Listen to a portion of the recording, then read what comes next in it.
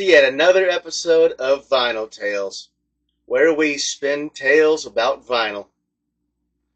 Today I have a song for you that has an instrumental part that is one of the most easily identifiable instrumentals in music.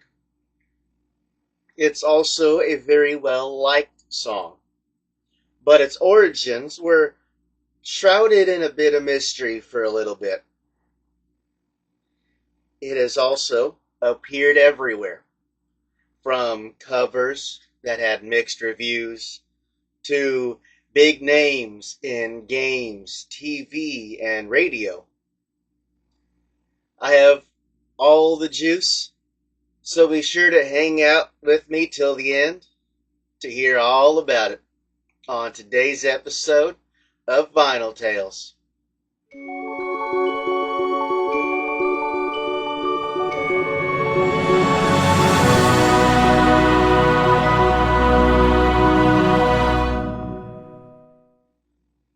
Now, to start out, we have the album City to City by Jerry Rafferty.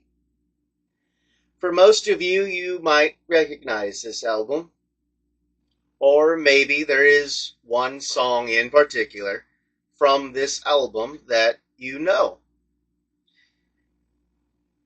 But you also might not be quite familiar with the name of the song or the entire album.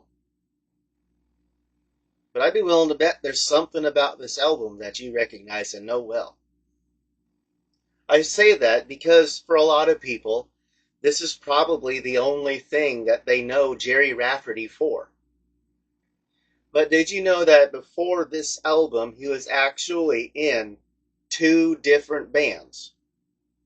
Plus, in between his time with those 2 other bands, he also released another solo album, making City to City his second album as a solo artist and not his first.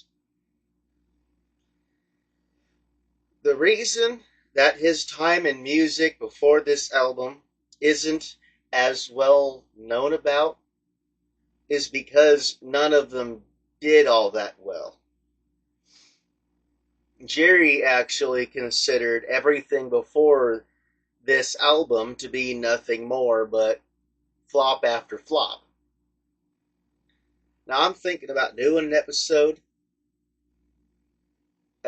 attached to both of his other 2 bands that he was in, so keep your eye out.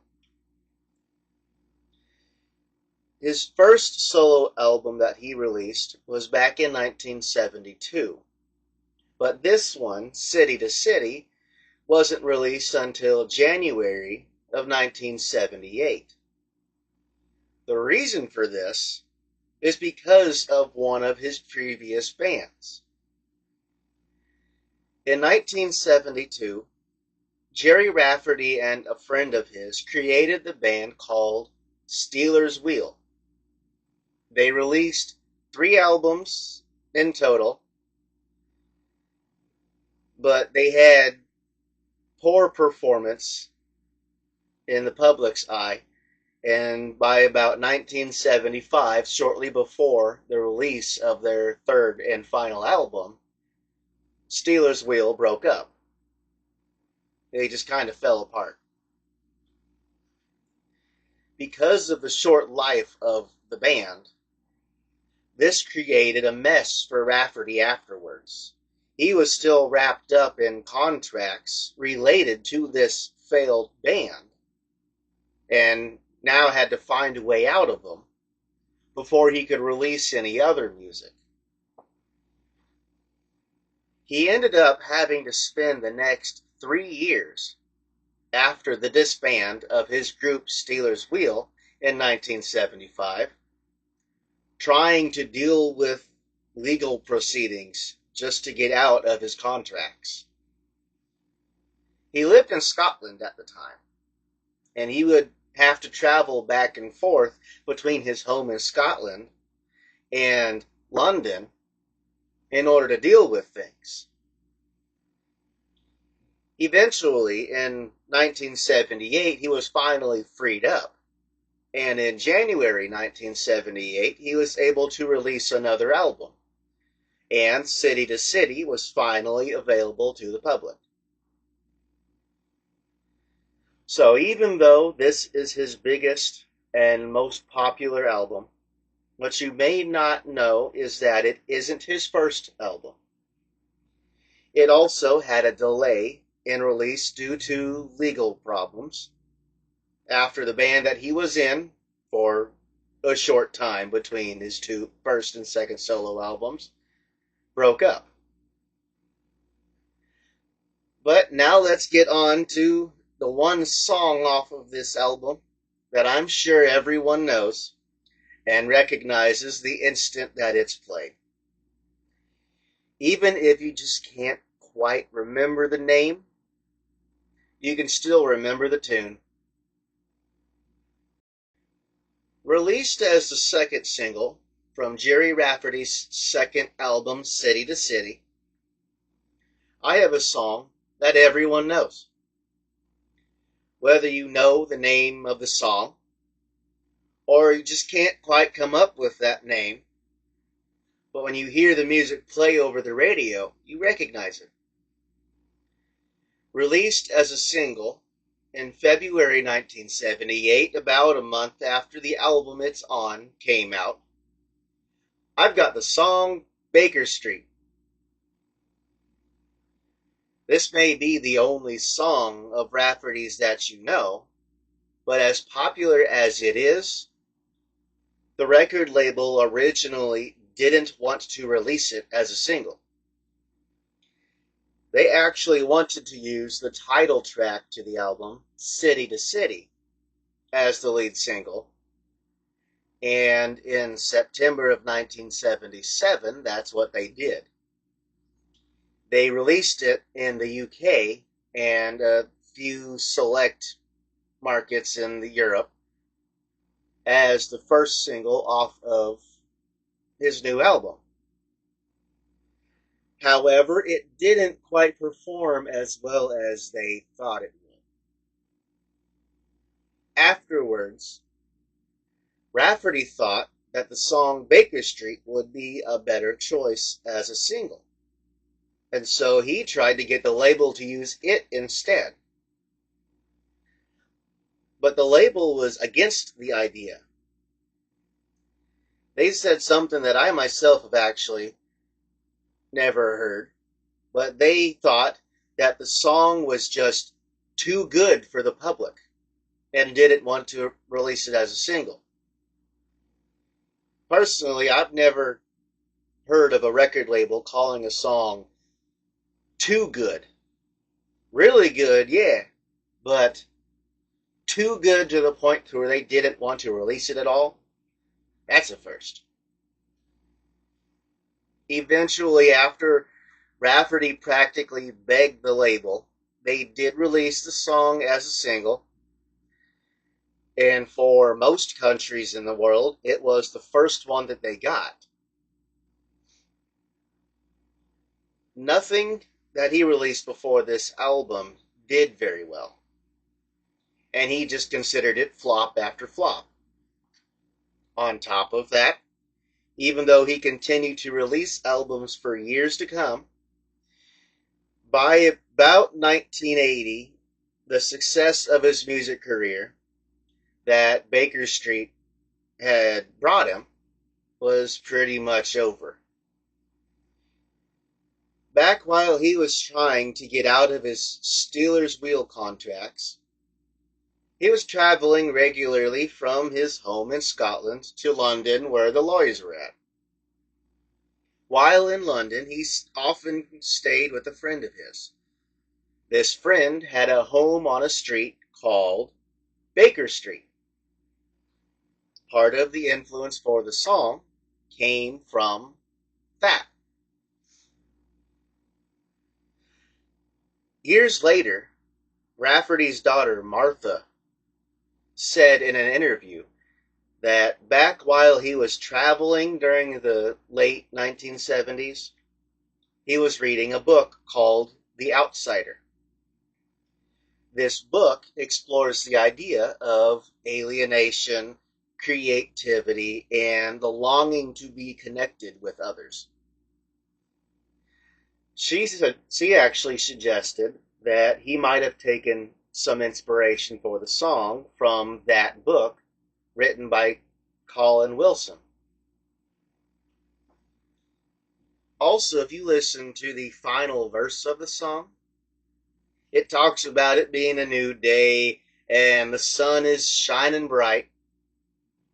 Some people think that this verse spawned because of his exhilaration of finally being free from his financial issues and having all the contracts and things that he was tied up in when Stealers Wheel broke up, all finally dealt with. And that's the background of the song itself. But that famous saxophone riff that the song is known for, that riff has a story all its own. So stick around for a bit and we'll get right into it. Baker Street is widely known for its iconic sax riff. That great 8-bar sax riff played by a man named Raphael Ravenscroft. Billboard, who controls the charts, has described it as, quote, the most recognizable sax riff in pop music history. It's also been linked to the resurgence of saxophone sales and the return of their use in mainstream media. But did you know that not only was Raphael not the first pick for the riff, but he claims he wrote it even though he did not? Raphael says that when he was brought in to play the song, Rafferty had some gaps in the song. He wanted Raphael to fill in those gaps.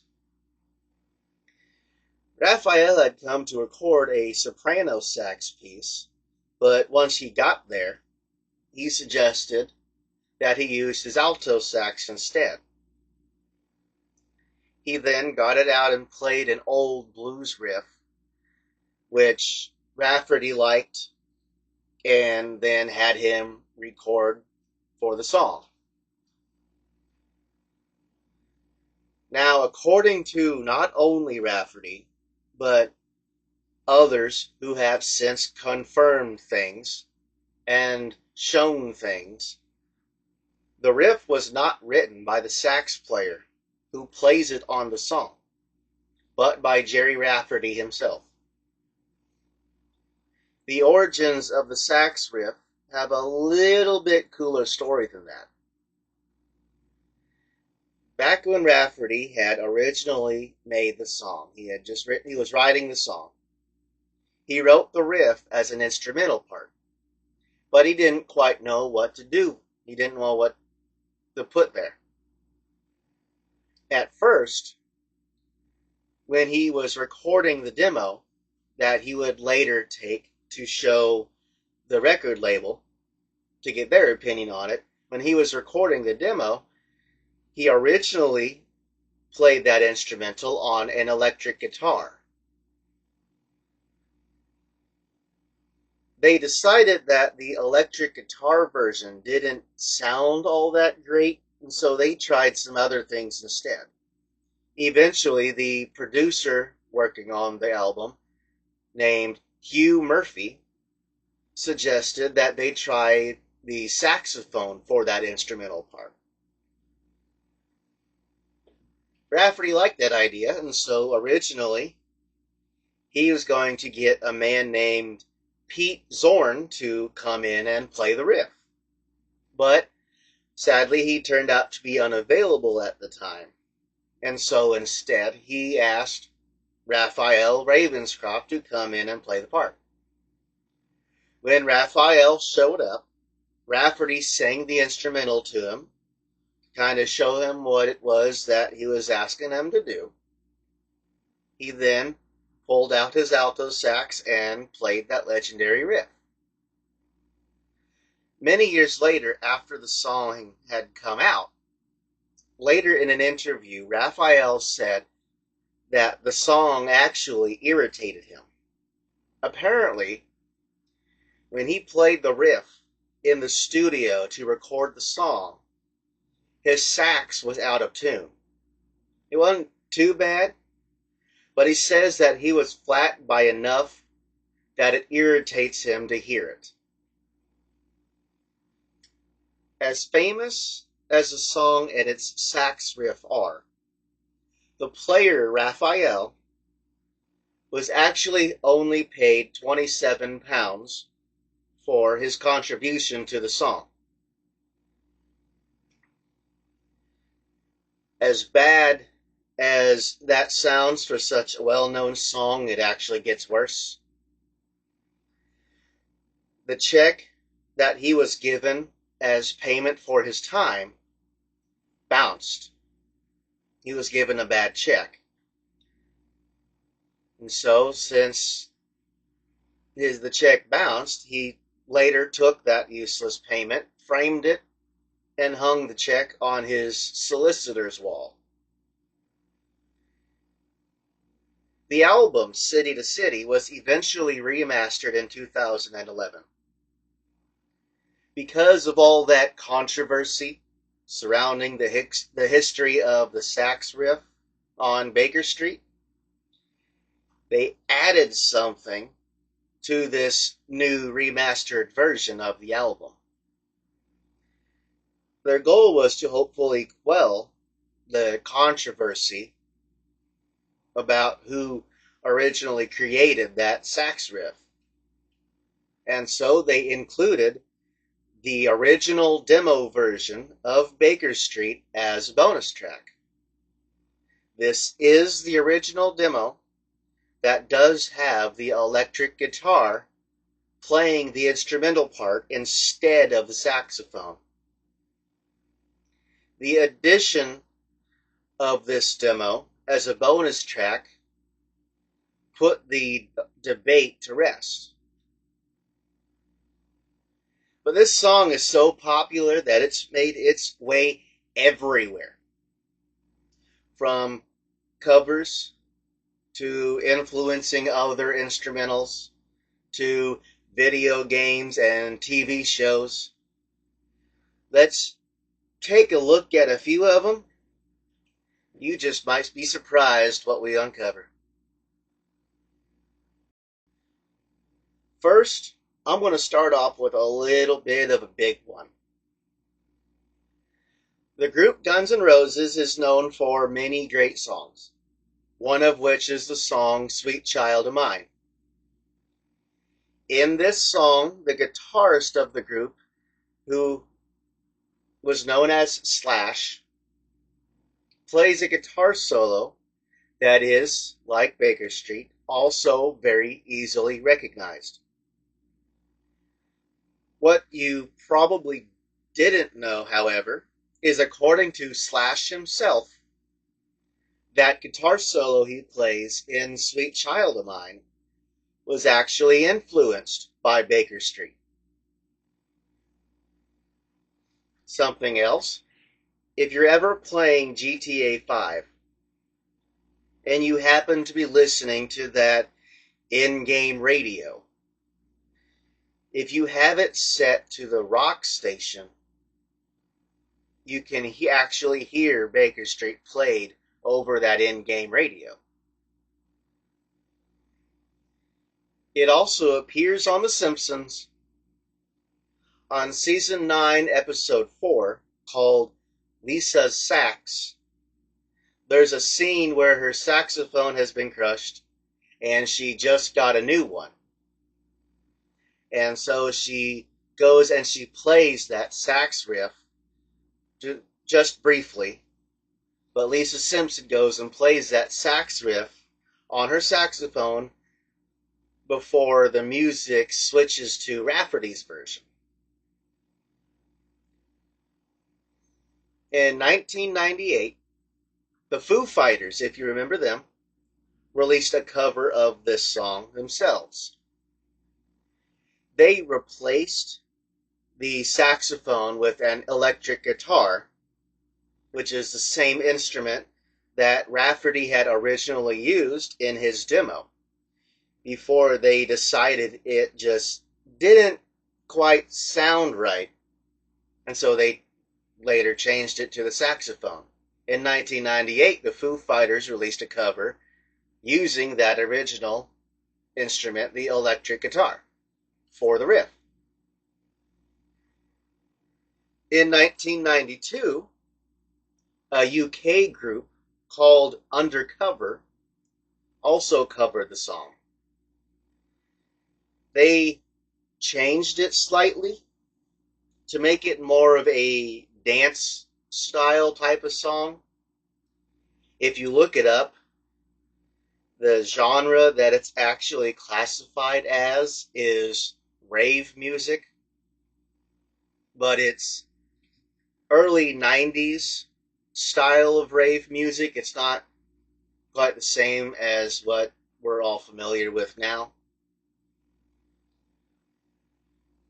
But it for Undercover, which was mainly over just in the UK, it actually went to number 2. And it got good reviews. Even though this cover was Undercover's biggest hit, Rafferty himself said that he absolutely hates this version. He hates this funky dance style alternate version of his beloved Baker Street. But as to whether either of those two covers are any good, both the 1998 Foo Fighters version that replaces the saxophone with an electric guitar, or the 1992 Undercover version that tries to make it more of a dance style type of song. I'll just leave that up to you. Leave that decision up to you. You'll just have to go look them up and listen to them yourself. And one last thing. If you've ever listened to Dave Ramsey, sometimes he would open mainly his radio show, but Dave Ramsey would sometimes open his show with the song Baker Street because it was popular during the time that he graduated high school. And that's all that I have for you today. That was Baker Street by Jerry Rafferty, the song with that sax riff that everyone can identify, with a little bit thrown in about the album it was on, City to City. If you have any other cool stories or interesting facts, be sure to let me know. I will look them up. In the meantime, let me know what you thought. Like, comment, subscribe, do all that fun stuff. But I am Brandon. This has been Vinyl Tales, where we spin tales about vinyl. Have a good day, and I will see you next time.